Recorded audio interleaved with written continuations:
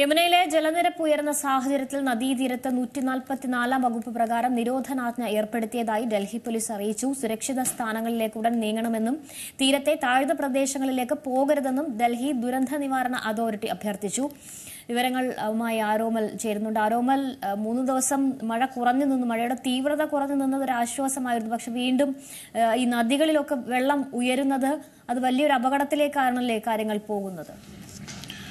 ശാലിമ, ഹരിയാനയിലെ ഹാത്നിക്കുണ്ട് അണക്കെട്ടിൽ നിന്ന് വെള്ളം തുറന്നുവിട്ടതോടെയാണ് യമുന നദിയിൽ ക്രമാതീതമായി ജലനിരപ്പ് ഉയർന്നത്. കഴിഞ്ഞ 45 വർഷത്തെ ഏറ്റവും ഉയർന്ന ജലനിരപ്പാണ് നിലവിൽ യമുനയിലുള്ളത്. 208.4 മീറ്റർ എന്ന അപകടകരമായൊരു ജലനിരപ്പാണ് നിലവിൽ നദിയിലുള്ളത്. തുടർന്നാണ് ഡൽഹി സർക്കാർ ഈ ഒരു 144 പ്രഖ്യാപിക്കുന്ന സാഹചര്യമുണ്ടായത്. ഏകദേശം 40,000-ഓളം പേരാണ് യമുന നദിക്കരയിൽ മാത്രം അധിവസിക്കുന്നതാണ് കണക്ക്.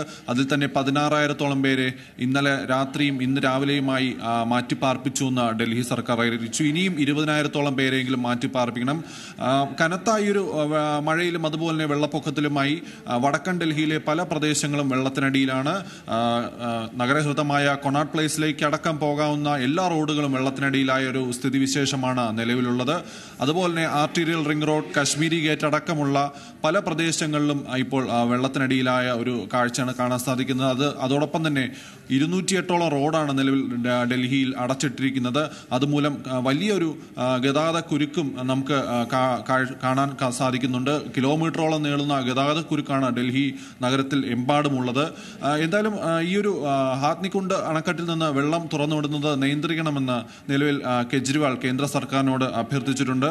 അല്ലാത്ത പക്ഷം യമുനയിൽ അടുത്ത ദിവസങ്ങളിലും ജലനിരപ്പ് താഴാൻ സാധ്യതയില്ല. ഇത് പ്രശ്നം കൂടുതൽ രൂക്ഷമാക്കുമെന്നും കെജ്രിവാൾ പറഞ്ഞു.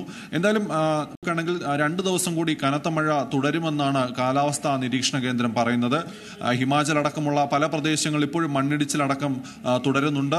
ഏകദേശം 100-ലേറെ പേരാണ് ഇതുവരെ ഉത്തരേന്ത്യയിലെ കനത്ത മഴയിൽ ജീവൻ നഷ്ടമായത്. അതിലേറെയും ഉത്തർപ്രദേശിലും ഹിമാചൽ പ്രദേശിലുമായിട്ടാണ്. അതോടൊപ്പം തന്നെ ഹരിയാനയിലും പഞ്ചാബിലും കനത്ത നാശനഷ്ടം റിപ്പോർട്ട് ചെയ്തിട്ടുണ്ട്. പഞ്ചാബിൽ ബീസ് നദി കരകവിഞ്ഞൊഴുകി ഒട്ടേറെ വീടുകളും അതുപോലെ വ്യാപാര സ്ഥാപനങ്ങളും നശിക്കുന്ന ഒരവസ്ഥയുണ്ടായി. ഒട്ടേറെ വാഹനങ്ങൾ ഒഴുകിപ്പോകുന്ന കാഴ്ചയൊക്കെ നമുക്ക് കാണാൻ സാധിച്ചു. പഞ്ചാബിൽ 17ഓളം പേരാണ് ഇതുവരെ കൊല്ലപ്പെട്ടത്.